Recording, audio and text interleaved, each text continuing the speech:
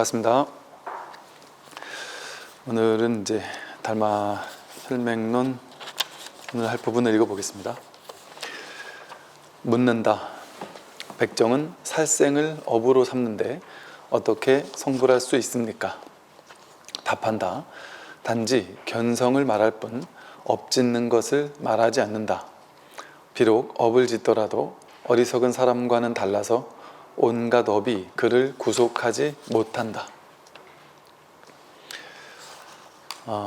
백정, 이제 인도에서는 찬드라라고 불렀는데요. 백정은 살생을 업으로 삼는 그런 사람들인데 생명을 막 죽이는 그런 것을 직업으로 삼고 사는 사람들이에요. 뭐랄까, 인도 그 불가촉 천민들 중에 이렇게 백정으로서 생명을 계속 죽이는 이런 일에 종사하는 사람도 있었단 말이죠. 근데 그 사람들은 업을 짓고, 업 가운데도 우리가 좀 가장 좀 나쁜 업이라고 하는 불살생의 계율을 어긴 거죠. 그래서 살생의 업을 짓는 사람들인데, 그런 사람들이 어떻게 성불할 수 있느냐, 이 질문은 곧 우린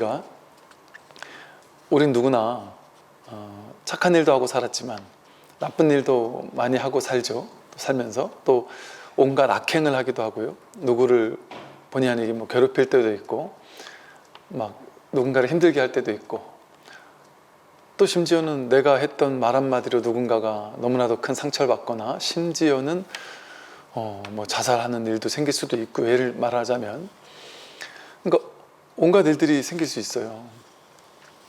제가 옛날에 그 친분이 있었던 모 성직자분이셨는데, 그분이 그냥 이렇게 누가 봐도 그냥 평범한 이런 성직자로 열심히 잘 살고 계시던 분이셨는데, 좀 하루는 되게 좀 얼굴 나쁘지 안 좋으셔서 왜 그런가 했더니, 본의 아니게 야간에 운전을 하다가 사람을 친 거예요. 너무 막 힘들어 하시는 모습을 옆에서 지켜본 적이 있었거든요. 그러니까 그렇게 의도하고 안 하고 상관없이 이렇게 이제 업을 짓고 악업을 짓고, 그래서 사람들이 악업을 많이 진 사람은 나는 죄가 많아서 어차피 마음 공부해도, 불교 공부해도, 종교를 믿어도 천상 가고 극락 가는 것은 글러 먹었을 거야. 나 같은 사람이 되겠나? 공부한다고 되겠나? 이런 마음을 내기 쉽단 말이에요. 하물며 악업을 지은 사람, 사람을 죽였거나 생명을 살생한 사람들, 그런 사람들이 깨달을 수 있을까요? 택도 없을 거다 이렇게 생각해요, 우리는. 그런데 이 지금 달마 혈맥론에서 이렇게 독특한 얘기를 하는 게 아니라, 아니, 살생을 한 사람인데 어떻게 성불할 수 있느냐 했더니 달마 스님이 그랬단 말이에요. 단지 견성을 말할 뿐 업짓는 것을 말하지 않는다. 비록 업을 짓더라도 어리석은 사람과는 달라서 온갖 업이 그를 구속하지 못한다 이랬단 말이에요. 이게 달마 스님이 그냥 하는 소리가 아니죠. 부처님 당시에도 앙굴리마라가 많은 사람들을 죽여가지고, 사람들 죽일 때마다 손가락을 잘라서 그걸 실로 껴가지고 목도리를 하고 이랬다는 얘기가 있죠. 전쟁이 나서 사람들을 죽이고 이런 것 빼고 연쇄살인범 치고 어떤 역사 속에서도 앙굴리마라 같이 이렇게 많은 사람을 죽인 건 저는 못 본 것 같아요. 최악이었단 말이죠. 가장 많은 사람을 죽였어요. 경전에는 999명을 죽였다고 하는데, 그거는 좀 너무 과장인 것 같기도 할 정도로, 그렇게 죽일 수가 있나 싶을 정도로 많은 사람을 죽였단 말이죠. 그런데 앙굴리마라가 그걸 참여하고 스스로 와서 깨닫겠다고 찾아온 것도 아니고, 부처님이 찾아가서 앙굴리마라를 구제해서 아라한과를 증득하게 했단 말이에요. 깨달음을 얻게 했단 말이에요. 그러니까 즉 이게 부처님 말씀과 똑같은 얘기죠. 이렇게 묻는 것 같아요. 백정이 말할 게 아니라 앙굴리마라는, 백정은 짐승을 죽이는 업을 가지고 있었겠죠. 그런데 앙굴리마라는 사람을 죽였단 말이에요. 그것도 한두 명도 아닌 수십 수백 명을 사람을 죽였는데 어떻게 성불할 수 있느냐? 어떻게 아라한가를 증득할 수 있느냐? 단지 깨달음을 말한다. 고와 고의 소멸을 말한다. 그럴 뿐 업짓는 것을 말하지 않는다. 과거에 그 사람이 어떤 업을 지었느냐, 어떤 악업을 행했느냐, 심지어 살생을 했어도 그거 말하지 않는다. 아무리 최악의 업을 진 사람이라 할지라도 온갖 업이 그를 구속하지 못한다. 깨닫고 난다면. 이렇게 말했단 말이에요. 다만 그러더라도 앙굴리마라처럼 앙굴리마라가 아라한과를 증득했지만 그 과보는 받아야 됐어요. 앙굴리마라의 손에 죽었던 수많은 사람들 가족들이 있을 거 아니에요? 그들이 앙굴리마라가 탁발하러 나올 때마다 돌을 던지고 괴롭히고 밥을 주기는커녕 공양을 하기는커녕 늘 밖에 나가서 탁발 나갔다가 들어오면 피투성이가 돼서 들어왔다 그러죠. 얻어맞고 죽지 않은 게 다행일 정도로 피투성이가 돼서 들어왔다. 그 앙굴리마라는 그것을 그냥 있는 그대로 온전히 받아들인 거죠. 그 인과응보는 당연히 달게 받았단 말이죠. 이렇게 인과응보는 그 업에 대한 과보는 피할 수 없지만 깨달음하고는 상관이 없다. 단지 깨달음을 말할 뿐, 단지 고와 고의 소멸을 말할 뿐이에요. 사성제를 말할 뿐이다. 단지 견성을 말할 뿐이에요. 자기 성품을, 자기가 누군지를 확인했느냐 못했느냐, 이게 중요할 뿐이란 말이죠. 그래서 과거에 내가 어떤 죄업을 졌다 할지라도 그게 중요하지 않습니다. 그건 이제 현상의 어떤 인과응보 수준에서는 중요하죠. 그래서 인과응보의 열은 분명히 받을 거예요. 그러나 이 깨달은 공부에서는 상관없다. 이게 참 어찌 보면 신기한 일이죠. 또 믿어지지 않는 일이고 어떻게 이럴 수 있나 싶기도 하고 좀 부처님이 원망스럽기도 할 수도 있죠. 왜냐하면 부처님이라면 나쁜 짓 한 사람에게는 아주 심각한 응징을 해서 지옥에 확 지옥불에 쳐넣고 착한 일을 한 사람은 상을 주고 복을 주고 그랬으면 좋겠단 말이에요. 우리 일반인들은. 우리는 인과응보, 선인선과 악인 악과 이런 구조를 좋아하거든요. 근데 부처님은 그런 업을 뛰어넘었단 말이에요. 업이 부처님을 구속하지 않아요. 진리를 구속할 수 없습니다. 그렇기 때문에 이런 일이 가능한 거예요. 그래서 우리가 이걸 좀 더 확대 해석해 보면 우리가 어떤 잘못을 지었다 할지라도 어떤 죄업을 지었다 할지라도 사람들에게는, 타인들에게는 우리가 응징을 받을 수도 있고 욕을 얻어먹을 수도 있고 잘못한 거에 대한 대가를 받아야 될 거예요. 세상에서는. 그런데 어떤 곳에 가도 잘못하면 잘못한 거에 대한 대가를 치러야 됩니다. 그런데 이 출세관이라고 부르는 이 딱 하나, 이 진리의 공부처에서는 그거에 구속받지 않는다. 죄업을 짓는 것과 이 공부는 상관이 없다. 왜 그럴까요? 이 공부는 선악을 넘어서는 공부예요. 선악이라는 건 인간의 사람들의 분별에만 있거든요. 이 진실에는 선이 없고 악이 없어요. 살생했다면 무조건 나쁜 놈일까요? 우리 전부 다 나쁜 놈이에요. 저를 포함해서. 우리 얼마나 많이 길을 걸으면서도 개미를 죽이고 차를 타고 다니면서도 수많은 날파리들이 차 창문에 와서 죽어요. 부딪혀 죽어요. 제가 서울에서 부산으로 왔다 갔다 할 때 그 차량, 특히나 밤 같은 데는 더욱더 그렇죠. 차량에 날벌레들이 들어와서 엄청 많이 죽어요. 제가 법을 전하려고 부산에서 서울까지 오는데 그 오는 길에 죽이고 있다니까요. 생명을. 우리는 누구나 그러고 있지 않나요?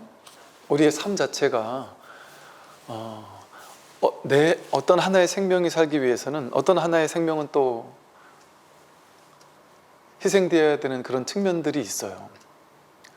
또 그게 이제 우리가 봤을 땐 희생이라고도 볼 수 있지만 그게 이제 인과적인 연기적인 어떤 연결성이고 순환일 수 있죠. 이 물은 물 자체의 어떤 생명이에요. 물이에요. 얘를 이름을 물이라고 불러요. 근데 이제 내가 먹을 때 물을 먹고 나면 물은 죽었어요. 제가 물을 죽였어요. 물을 먹고 이제 물이 제가 됐단 말이에요. 말하자면 이걸 죽였다고 하지 않지만, 여러분들이 밥을 먹고 뭐 멸치를 먹고 고등어를 먹고 할 때 내가 생명이 살기 위해서 그 짐승들이 희생되고 있거든요, 매 순간.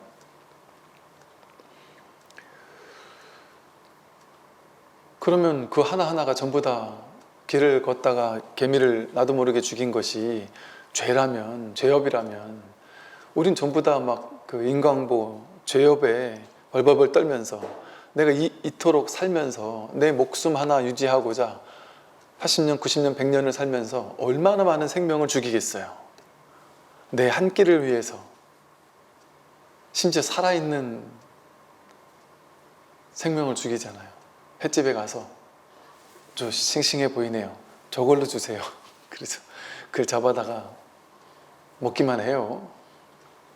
우리 옛날에, 지금은 안 그러겠지만 옛날에 보면 제 기억이 나거든요. 어느 날 닭 백숙을 집에서 부모님이 이렇게 부엌에서 이렇게 주셨어요. 그래서 우리 막 신나게 먹었단 말이죠. 나중에 보니까 우리 바깥에다가 닭을 여러 마리 키웠거든요. 그 중에 한 마리 잡은 거예요. 그래서 얼마나 슬펐는지 몰라요, 나중에 알고서는.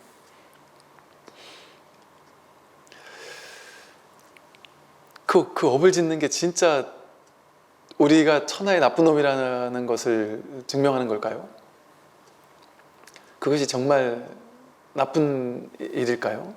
그러면 진짜 사자나 호랑이는 태어나길 그래 태어났으니까 초식동물들을 잡아먹으며 살아야 되거든요.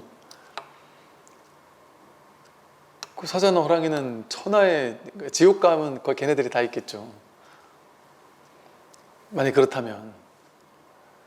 근데 이것은 어떤 삶의 그 자연스러운 이치 아닌가요? 폭우가 내리면 쓸어가요. 폭풍우가 오고 나면 밀림에 수많은 생명들이 죽기도 하고 쓸어간단 말이죠. 그럼 그 폭풍우가 나쁜 놈이냔 말이에요. 그게 없으면 우리는 또 살 수 없거든요. 생태계가 복원이 안 된다 그러죠. 태풍이 한번 왔다 가면 바다가 한번 확 뒤집히기 때문에 이 오염된 게 다시 또 살아난다, 이런 얘기를 하기도 하고요. 제가 업 짓는 것을 잘했다 잘못했다, 악업을 짓든 선업을 짓든 상관없다, 그 얘기를 하는 게 아닙니다.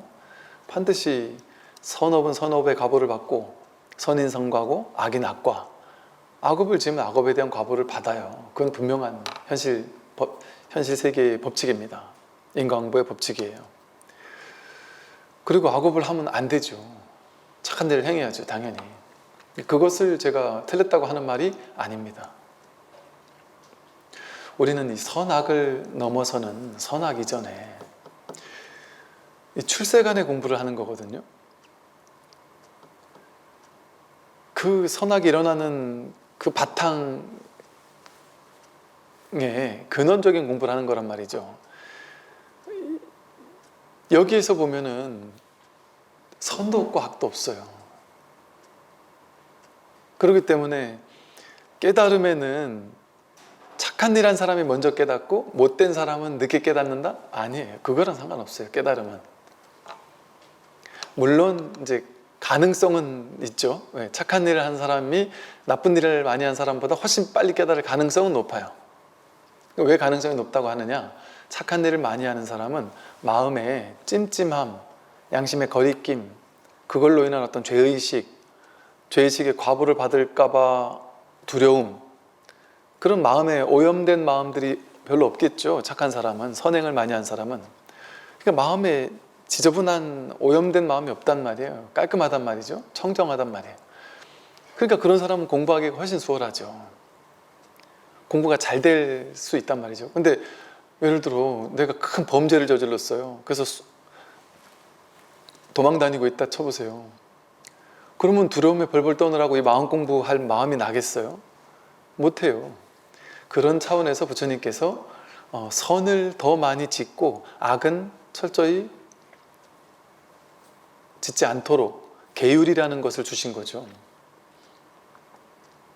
계율은 우리 마음 공부하는 사람에게 어떤 울타리, 아주 밀림에서 위험한 동물들이 들어올 수 있잖아요. 근데 그걸 막을 수 있는 어떤 울타리 같은 역할, 수행자에게 울타리 같은 어떤 보호막의 역할을 해준다는 거죠. 그래서 공부에 상당히 도움이 돼요. 우리 현실 세계 속에서는. 그러나 도움이 되는 거지, 계율을 안 지켰다고 해서 절대적으로 깨닫지 못한다? 이거는 틀렸단 말이에요. 부처님 당시에도 뭐 증명된 얘기죠. 그래서 이 말은 우리 모두가 과거와는 상관없이, 과거에 어떤 죄를 지었든 어떤 잘못을 했든 그것과는 상관없이 우리는 모두 다 깨달음의 가능성을 완전히 지니고 있는 존재다. 그러니까 자신감을 가져도 된다. 옛날에 과거에 내가 잘못한 거, 죄의식 이런 거에 내가 구속받지 않을 수 있다. 적어도 이 깨달음에 있어서는. 그런 어떤 우리에게 좀 자신감을 심어주고 죄의식에서 노연할 수 있도록 해주죠, 우리를. 끝없는 옛날부터 오직 견성하지 못했기에 지옥에 떨어진 것이다. 업을 짓는 까닭에 생사윤회한 것이지만 본성을 깨달으면 끝내 업을 짓지 않는다. 만약 견성하지 못하면 염불을 해도 과보를 면할 수 없으니 살생은 말할 것도 없다. 만약 견성하여 마음의 의혹을 없애버리면 살생도 그를 어찌하지 못한다. 지옥에 왜 떨어지는가요? 깨닫지 못해서 지옥에 떨어진다는 거예요. 즉 무슨 말이냐면은 지옥이라는 게 본래 있는 게 아니라서, 뭐 있다커니 없다커니 할 수 있는 그런 게 아니지만, 지옥이라는 것은 자기가 자기 마음에서 만들어낸 거거든요. 자기가 분별에 사로잡히면 그게 지옥이에요. 자기가 어느 날 문득 갑자기 뭐가 갖고 싶어서 이걸 갖지 못하면 죽을 것 같은 탐심이 막 일어난다. 그러면 그걸 갖지 못했을 때 괴로워요. 그 괴로움이 연기해요. 막 그때 악유지옥이 만들어지는 거예요. 너무 갖고 싶은데 악유 다툼하듯이, 너무나도 내가 갖고 싶은데 이걸 갖지 못하는 데서는 괴로움. 욕심은 이렇게 산덩이만큼 큰데 내가 소화할 수 있는 복력은 작아서 가질래도 가질 수 없단 말이에요. 그걸 형성한 게 악귀이거든요. 악귀는 몸은 산채만큼 큰데 목구멍은 바늘만큼 작다 그래요. 그래서 음식이 쫙 펼쳐져 있는데도 음식을 못 먹어요. 배고파 죽겠는데. 음식을 먹으려고 입에 넣으면 그 좁은 바늘구멍만한 식도로 음식이 소화되지도 않고 내려가지도 않을 뿐 아니라 음식을 먹으려고 하면 목에서 불이 막 확 난다 그러죠. 배고파 죽겠는데 욕심은 이만큼 많은데 이게 소화를 못한단 말이죠. 자기가 어느 날 그 욕심을 딱 일으키고 나면 그걸 달성 못하면 괴롭다고 생각하는 지옥에 빠져요. 그런 식으로 자기 분별이 괴로움을 만들어내거든요. 자기 지옥을 육도윤회가, 육도가 어디 있어요? 자기 마음에서 육도윤회가 나타난단 말이에요. 그러니까 분별하면 지옥, 악의 축생, 인간, 수라, 천상이 확 펼쳐져요. 분별하면. 그러니까 중생이 깨닫지 못했으니까 분별하는 거잖아요. 자기 분별에, 자기 생각에, 자기가 만든 지옥에 자기가 빠져 사는 사람이 중생이거든요. 그러니까 우리는 육도윤회 하는 거예요. 지옥도 갔다가 천상도 갔다가, 행복할 때는 막 하늘을 날 것 같다가, 괴로울 때는 지옥에 있는 것 같다가. 인간계에 살면서 육도를 다 경험하잖아요, 우리가. 그 왜 그러겠어요? 아직 깨닫지 못해서 그런단 말이죠. 그래서 오직 옛날부터 견성하지 못하니까, 자기가 누군지 모르니까, 견성이 뭐겠어요? 자기 본래 성품, 내가 진짜 누군지를 모르니까, 그러니까 지옥에 빠질 수 있는 거예요. 본래는 지옥도 없고 지옥을 오고 가는 자기가 없어요. 지옥과 극락이 따로 없습니다. 중생과 부처가 따로 없고. 근데 자기가 못 깨달은 중생의 입장에서는 다 있어요. 지옥도 있고 극락도 있고 중생도 있고 부처도 있고 육도가 있고 삼천 대천세계가 있단 말이에요. 좋은 일 나쁜 일이 다 있어요. 근데 깨닫고 보면 그런 일이 없어요. 좋은 것도 없고 나쁜 것도 없고 지옥도 없고 악의도 없고 축생도 없고 한 것 하나도 붙을 게 없어요. 본래 무일물, 한 물건도 없어요. 성품을 확인하고 본다면, 견성하고 본다면. 그러니 견성하지 못했으니까 지옥에 떨어지는 거예요. 자기가 업 짓는 일이 실제 있다라고 착각하니까 자기가 업을 짓고, 업 짓는 내가 있다고 생각하고, 내가 짓는 업이 있다고 생각하고, 거기 사로잡히니까 업을 짓고 그에 따라 생사윤회를 하는 거예요. 그런데 본성을 깨달으면 끝내 업을 짓지 않는다. 본성을 깨닫고 나면 업을 짓지 않아요. 그렇다고 본성을 깨닫고 나면, 업이라는 건 행위잖아요. 행동하는 거잖아요. 선한 행위, 악한 행위에서 선업과 악업이 만들어지는 거잖아요. 견성한다고 해서 부처님이 행위하지 않는 게 아니거든요. 부처님도 행동하시잖아요. 근데 부처님에게는 어떤 행동도 선업이나 악업이 되지 않아요. 선업이나 악업이 되는데 당신에게는 선업도 아니고 악업도 아니란 말이에요. 업을 짓는데도 업을 짓는 바가 없단 말이에요. 업에 구속되지 않는단 말이죠. 인과에 떨어지지 않는 건 아니지만 인과에 미혹하지 않단 말이에요. 그래서 부처님은 우리는 유의행을 한다 그러죠. 업을 짓는다고 하는, 업 짓는 것을 유의행이라 그래요. 유의, 함이 있다. 즉 내가 착한 마음을 가지고 착한 행위를 했다. 그게 유의예요. 유의. 내가 행하는 바가 있잖아요. 착한 일을 행했다. 그러면 착한 업의 과보를 받아요. 나쁜 일을 행했다. 그럼 나쁜 업의 과보를 받아요. 왜? 그건 유의행이니까. 유의업을 짓게 돼요. 내가 유의, 애써 조작해서 만든 행위니까. 그러니까 선행하면 선의 과보, 악행하면 악의 과보. 근데 부처님은 똑같이 우리랑 똑같이 행위를 하는데 유의행이 아니라, 선과 악이라는 유의행이 아니라 무의행이란 말이죠. 무의행. 했는데 한 바가 없어요. 했다 하는데 구속당하지 않는단 말이에요. 누가 했어요 도대체. 해도 한 바가 없단 말이에요. 그러나 부처님도 이 몸이 있기 때문에 그 반열반, 완전한 열반, 아무것도 남기지 않는 무여의 열반, 부처님이 열반 이후, 돌아가신 이후 그걸 진짜 완전한 열반이라 그러죠. 근데 부처님이 몸이 떠나기 전에, 돌아가시기 전에 몸뚱이가 살아있는 동안의 해탈을, 열반을 유여의 열반이라고 불러요. 몸을 아직 여의지 못한 게 남아있단 말이죠. 있단 말이에요. 몸뚱이가 아직 있는 열반. 그러니까 유여의 열반이라는 거는 완전하지 못한 열반이라는 뜻이거든요. 무여의 열반이 아니라는 거예요. 무여의 열반을 반열반, 이제 완전한 열반이라 이렇게 하는 거거든요. 그 이유는 뭐냐면 부처님도 몸뚱이에 구속당하고 있는 동안은 완전한 열반이 아니라 유여의 열반이라서 본질적으로는 완전한 열반이에요. 근데 겉으로 봤을 때는 몸뚱이가 있으니까, 몸뚱이가 있으면 몸뚱이는 과보를 받아요. 몸뚱이는 과보를 받아요. 그러니까 부처님도 썩은 음식 먹으면 복통을 했단 말이에요. 물을 안 먹으면 목마르시단 말이에요. 우리랑 똑같은 삶을 사셨어요. 부처님도 똑같이 인과응보에 저촉받으며 사셨단 말이에요. 다만 부처님의 잔해증, 부처님의 내면에 증득된 그 경계에서는, 우리가 겉으로 봤을 때는 이 육신이 힘들고 뭐 이런저런 인과의 과보를 저촉을 받지만 부처님의 내면에서는 그 어떤 것에도 구속당하지 않는단 말이죠. 겉모습은 구속당하는 것처럼 보이지만 그게 부처님의 삶이에요. 그래서 부처님은 이걸 보고 이제 뭐라고 하느냐면 하되 함이 없이 한다 이렇게 말해요. 우리는 도저히 이해할 수 없는 얘기예요. 이 말이. 부처님은 한다. 근데 함이 없이 한다. 괴롭다. 근데 괴로운 바 없이 괴롭다. 부처님 두 상수 제자가 먼저 죽었을 때 외롭다. 텅 빈 것 같다. 그러나 그런 바가 없다. 이러셨단 말이에요. 하되 함이 없이 하는 것이지 아예 안 하는 게 아니에요. 그냥. 이게 중도의 길이에요. 그러니까 그럼 한다는 거야? 안 한다는 거야? 한다 이렇게 해도 중도에 틀리고 안 한다 이래도 중도에 맞지 않아요. 그럼 부처님은 있는 거야? 없는 거야? 있다 이래도 맞지 않고 없다 이래도 맞지 않아요. 있을 때 있는 바가 없고 없을 때 없는 바가 없는 거지. 그러니까 부처님을 우리의 분별의 구조로 가지고 부처님은 이런 분인가 저런 분인가 규정 지을 수 없습니다. 그 언어 자체가, 우리의 생각 자체가 분별의 언어, 분별의 생각이니까 분별 가지고는 부처님을 정의 내릴 수 없어요. 그러니까 어쩔 수 없이 중도적인 용어로서 경전에서는 부처님을 표현하고 있고 법을 드러내고 있죠. 그러니까 중도적인 용어는 무분별지 반야지해라는 거거든요.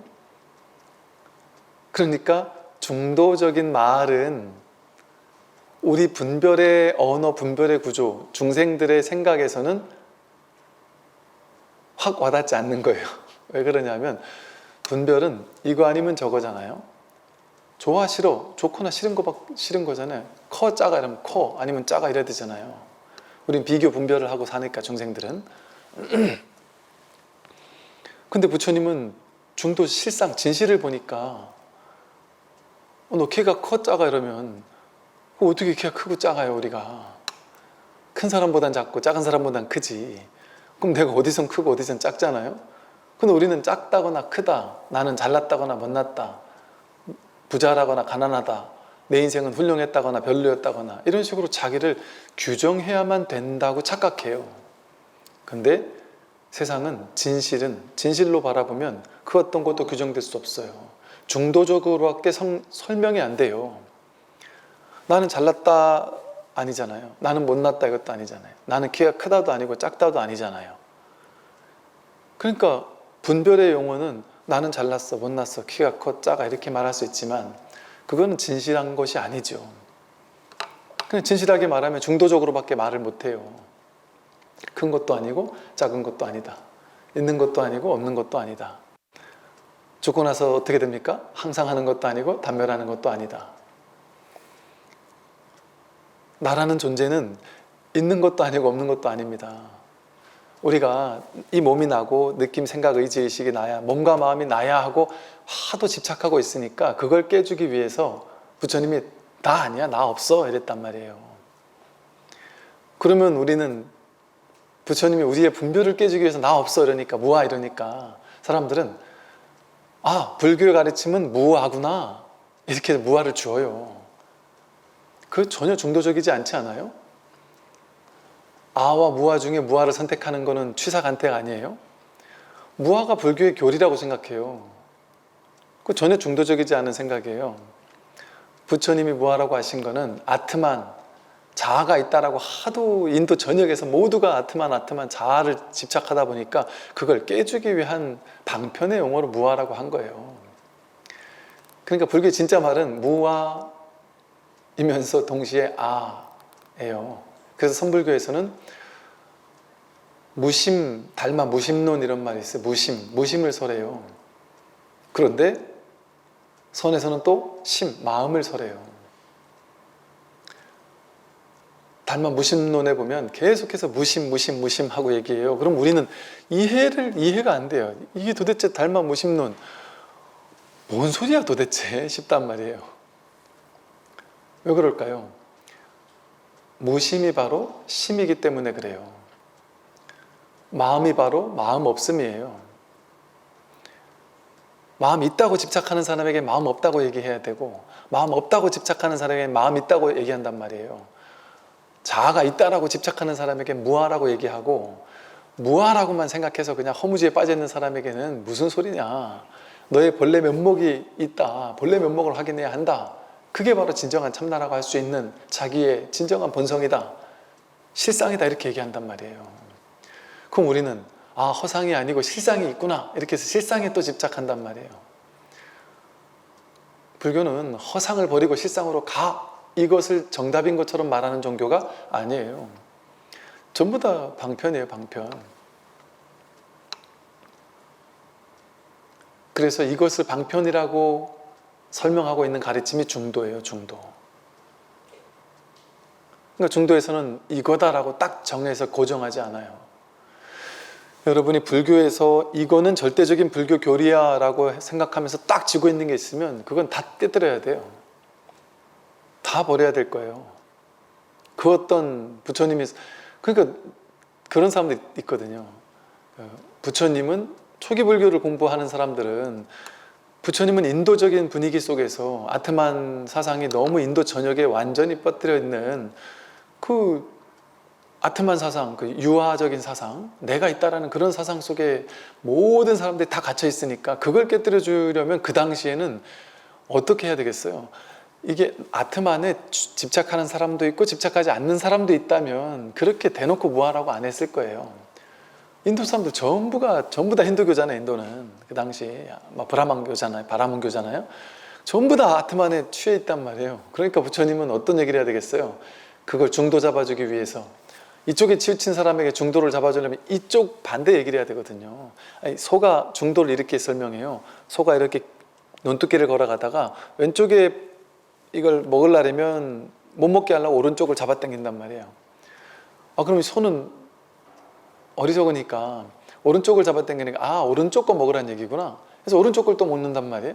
그럼 또 왼쪽을 잡아당긴단 말이에요. 그럼 이 소 입장에서는, 우리 소가 분별하는 우리들 입장에서는, 아니 주인이, 부처님이 좀 전에 오른쪽 당겼잖아요. 그럼 오른쪽 먹으라는 얘기 아닙니까? 그 오른쪽 먹었더니 또 왼쪽을 당겨. 그럼 왼쪽 먹으라는 얘기구나. 또 왼쪽 먹는단 말이에요. 계속. 근데 주인의 진짜 목적은 뭐예요? 오른쪽을 당겼다고 해서 오른쪽 먹으라는 얘기가 아니에요. 왼쪽 당겼다고 해서 왼쪽 먹으라는 얘기가 아니에요. 이것도 저것도 머물지 않고 이대로 가라는 거지. 중도의 길을 가라는 거지. 우리 똑같단 말이에요. 무아 이러면 무아가 진리구나. 무아를 덥석 물어요. 참나 이러면 참나 그런 게 뭔가 있나 보다 해서 이걸 또 덥석 문단 말이에요. 머문단 말이에요. 그래서 불교를 무주법이라고 하죠. 어디에도 머무는 바가 없다. 머무는 바가 없이 마음을 내야 된다. 무유정법이다. 정해진 법이 있지 않다. 그러니까 그런데도 이제 어떤 사람들은 그렇게 얘기를 하거든요. 이걸 불교 교리인 줄 알아요. 불교 교리를 정해진 실체적인 교리인 줄 알아서 그걸 쥐고 있어요. 그것조차 내려놓는 게 부처님 말씀인데, 그러니까 부처님께서 평생을 설법하시고 열반하실 때 난 한 법도 설한 바가 없다고 하셨잖아요. 어떤 것도 붙잡지 마라 이랬단 말이에요. 그런데 불교는 무아가 절체절명의 진리라고 생각하고 진실이라고 생각해서 무아가 아니다라는 뉘앙스를 풍기는 모든 가르침은 다 틀렸다. 무아만이 절대 진실이다 이렇게 얘기하는 사람이 있다 보니까 그 사람들은 선불교를 비판해요. 선불교는 본래 면목, 불성을 얘기하니까 그거는 참나를 얘기하는 거다. 부처님은 그런 거 얘기한 적이 없다. 맞는 말이에요. 선불교에서는 참나를 주장한 적이 없어요. 중생이 무아에 치우쳤을 때 이쪽을 당겨가지고 참나, 참나라고 불성이라고 말해주는 걸 통해서 이쪽으로 이렇게 중심을 잡도록 만들어요. 그리고 이쪽에 또 치우친 사람에게 선불교에서 본래 무일물이다. 불성 그런 거 따로 없다. 참나 그런 거 따로 없다. 본래 면목 그런 거 따로 없다라고 무수히 말하고 있다니까요. 있다라고 치우친 사람에게 균형을 잡아준단 말이에요. 선불교는 참나주의자가 아니에요. 절대 아니에요. 어떤 주의자가 아니에요. 진정한 불교는. 초기 불교도 무아주의자가 아니에요. 불교가 무아 이런 게 아니에요. 그러니까 달마 스님이 심, 무심 이걸 같이 쓴 거예요. 심이 바로 무심이고 무심이 바로 심이에요. 무아가 바로 참나고 참나가 바로 무아예요. 그러니까 제가 기억나는 게 대학 다닐 때 제 대학 다닐 때 불교학과에서 토론이 붙었는데 이제 세미나 한번 우리 학생들끼리 이제 뭐 학술제 같은 거 하는데 두 조로 나눠서 논쟁을 하는 거예요. 한 조는 무아조, 한 조는 참나조. 그래서 참나와 무아가 나눠서 이제 누가 맞느냐, 불교 교리 중에 뭐가 맞느냐. 열반경 같은 데는 불성을 얘기를 하잖아요. 일체중생 시류 불성이다 하고, 초기 경전에서는 무아다라고 하니까 도대체 뭐가 맞느냐 해서 참나조 무아조에서 싸우는 논쟁이 붙었어요. 근데 이제 우리가 정말 저분은 도대체 지금 이제 유명한 스님이세요. 그래서 학교 다닐 때 교수님들도 그 스님한테 꼼짝을 못했을 정도로 이 스님은 정말 공부를 많이 한 스님이셨어요.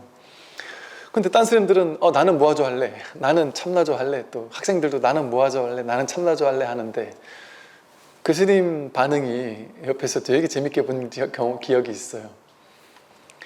뭐 질만한데 나 넣어줘, 아무데나.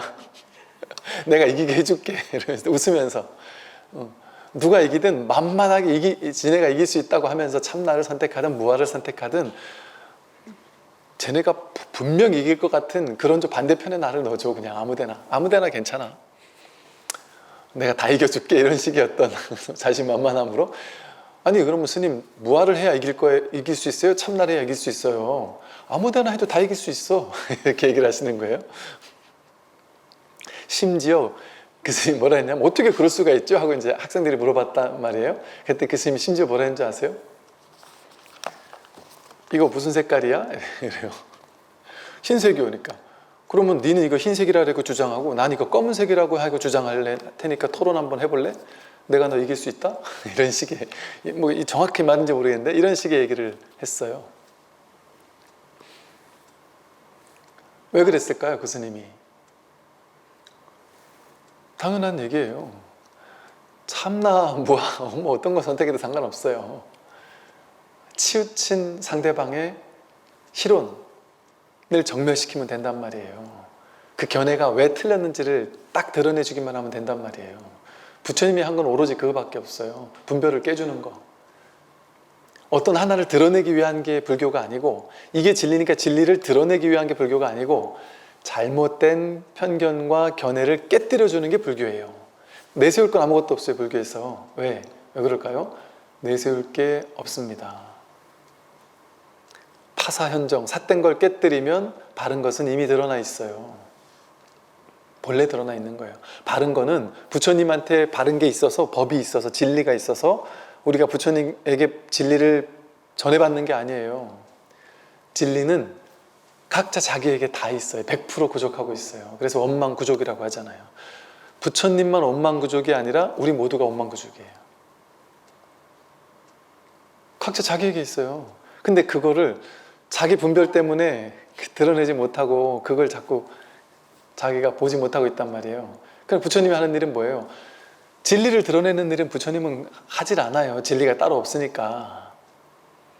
뭐만 하면 돼요? 괴로움만 없애주면 되는 거예요. 분별만 깨뜨려주면 되는 거예요. 삿된 것만 깨뜨려주면 본래 바른 게 드러나요. 그러니까 삿된 것만 깨뜨려주면 되는 거예요. 이 공부는. 그게 파사현정이고 오늘은 끝날 때까지 이걸 다 해야 돼서 너무 쓸데없는 소리를 길게 하면 안 되는데 자꾸 습이 발동을 하네요. 좀 빨리 할게요. 만약 견성하지 못하면 연불을 해도 과보를 면할 수 없으니 살생은 말할 것도 없다. 연불 많이 한다고 해도 과보는 받아요. 수행 많이 한다고 과보가 비껴가겠어요? 인광보대로 받는 거예요. 그런데 뭐 살생은 말할 것도 없죠. 그 과보는 받죠. 살생의 과보. 그런데 견성해서 마음의 미혹을 없애버리면 살생도 그를 어쩌지 못해요. 아, 참 이런 이치가 있단 말이에요. 왜? 살생이 따로 없어요. 생한 바가 없기 때문에 죽는 바가 없어요. 본래 불생불멸이에요. 인도의 28명의 조사들도 오직 차례로 시민을 전하였고, 내가 이제 이 땅에 온 것도 오직 돈교에 즉심 10을만을 전할 뿐이지 지계나 정진이나 고행을 말하지는 않는다. 인도의 28대 조사, 이분들이 차례로 시민, 마음의 도장, 진실, 진리를 전하였단 말이죠. 내가 달마가 인도에서 중국으로 이 땅에 온 것도 오직 돈교, 뭘로 깨닫는 이 가르침, 돈교에 즉심십을 오직 곧바로 그 마음이 바로 부처다. 여러분이 지금 쓰고 있는 이 마음이 바로 부처다. 이거 하나 전하기 위해 왔단 말이에요. 이거 하나 견성, 자기 성품 확인하는 거, 곧장 자기 마음 깨닫는 거, 이거 하나 가르치려 온 거지. 지계, 계율 잘 지키세요. 정진, 열심히 수행하고 연불하고 독경하고 좌선하고 수행 열심히 하세요 하는 정진. 고행, 열심히 음식도 제대로 먹지 않고 앉아가지고 눕지 않고 잠들지 않고 막 온갖 고행을 3000배, 30,000배 하고 음식도 제대로 된 음식 안 먹고 막 아주 안 좋은 음식만 먹으면서 옷도 다 뜯어진 옷만 입으면서 고행하세요. 이런 거 말하지 않는단 말이에요. 그거 말하는 종교가 아니에요. 부처님 그거 한 사람이에요? 그거 하지 말라고 한 사람이 부처님이에요. 왜 그렇게 근데 사람들이 고행, 두타행을 불교의 대명사로 하는지 모르겠어요. 법정 스님은 무소유라는 걸 사람들이 너무 소유에 혈안이 돼 있으니까 방편으로 소유에 대한 집착심을 깨주기 위해서 무소유를 설하신 거지, 무소유가 절대 진리라서 설하신 게 아니에요. 부처님은 무소유주의자가 아니에요. 무소유를 설하신 분이 아니죠, 부처님은. 그죠? 부처님 제자 중에 가섭존자가 지금으로 말하면 법정 스님 같으신 분이셨어요. 두타제일. 홀로 산골짜기에서 절에 제자들의 시봉을 받으면서 왕이나 장자들, 요즘 말하면 대기업가들, 이런 사람들이 공양을 많이 했는데 그런 거 안 받아 먹었단 말이에요. 그리고 산골짜기에서 혼자서 풀 뜯어 먹으며 살았단 말이에요. 다 뜯어진 옷 입으면서. 근데 부처님이 가섭을 몇 번을 불러서 너 그렇게 살 필요 없다. 그렇게 뭐하러 그렇게 극단에 취하면서 그러고 사느냐. 그랬는데 가섭존자가 부처님께 진실을 말씀을 드리면서, 부처님, 저는 전혀 이 두타행에, 무소유행에 집착하고 있지 않습니다. 이것만이 절대 진실이라고 절대 취하지 않고 그냥 이게 내 삶의 습관으로 편해서 이렇게 하는 것이고, 또 나중에 후대에 세월이 흘러서 교단이 만들어지고 했을 때 나 같은 제자가 한 명쯤은 있어도 뭐 좋은 표본이 될 것 같아서 이렇게 하는데 그래도 안 될까요? 물었을 때 부처님께서 그래, 그런 정신이라면, 거기도 머무르지 않고 그렇게 한다면 너 하나에게는 내가 허락해 주겠다. 그렇게 해서 허락해 준 거예요. 그런데 가섭존자보다 더 심한 두타행을, 고행주의를 들고 나오면서, 그 누구죠? 부처님의 사촌동생 왕자였던 대바다다가 부처님 제자들을 막 모아가지고, 부처님 요즘 타락했다. 옛날에 뭐 음식도 못 먹고 옷도 분소히 아주 더 뜯어진 것만 입고 이렇게 사시던 부처님께서 지금은 교세가 확장되니까 곳곳에 막 절들이 있고 막 신도님들이 절에다가 보시를 하고 음식을 공양하고 하니까 부처님이 편한 곳에 앉아가지고 편하게 드시면서 너무 타락했다. 수행자 집단이 이러면 안 된다. 그러면서 5가지 강화된 계율을 가지고 나와가지고 스님들을 막 꼬셔요. 대받았다가. 절대 스님은 신도님들이 주는 맛있는 음식 먹으면 안 된다. 아주 거친 음식만 먹고 살아야 되고, 스님들은 절대 편한 방에서 자면 안 된다. 저 산소 옆에 그 막 가시 덩쿨 있는 그런 데서 누워서 자야 된다. 뭐 이런 거 있잖아요. 이런 식으로 아주 그런 것을 나는 할 거니까 부처님, 타락한 부처님 버리고 나에게로 와라. 이랬단 말이에요. 일부는 가기도 했어요.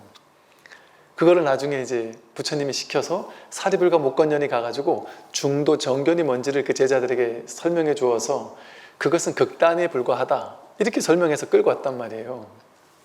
그리고 대받았다가 말했던 그 강화된 어떤 두타행, 강화된 어떤 그 고행 위주의 절대적인 무소유주의, 그런 것들을 부처님은 타파했다면 그 잘못된 생각이다. 중도에서 어긋난다 이랬단 말이에요.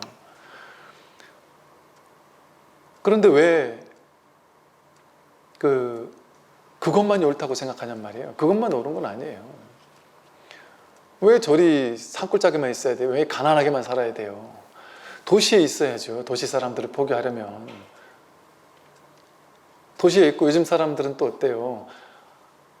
절은 에어컨이 없어야 된다. 에어컨 없으면 신도님들이 와서 법문을 듣질 않아요. 이 더운 여름날. 안 그렇겠습니까? 여러분이라도 가겠어요? 아니, 최신 에어컨 설치해야죠, 절에. 아니, 옛날에 절하고 할 때 그런 얘기 하는 사람도 있었거든요. 절에서 무슨 에어컨이냐, 뭐, 또는 절에 뭐 이렇게 고급스러운 그냥 너무 과할 필요 없죠, 당연히. 과할 필요 없죠, 당연히. 정도적으로. 그러나 너무 극단적으로 그렇게 막 그럴 필요 없단 말이에요. 그러니까 이 극단적인 무소유주의가 불교인 줄 아니까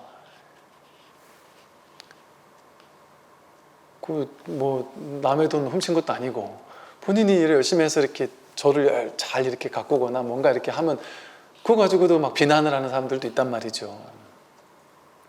그러니까 제가 그걸 무조건 옹호해 주려고 하는 얘기가 아니라 우리가 진짜 중도가 뭔지를 알아야 돼요. 그래서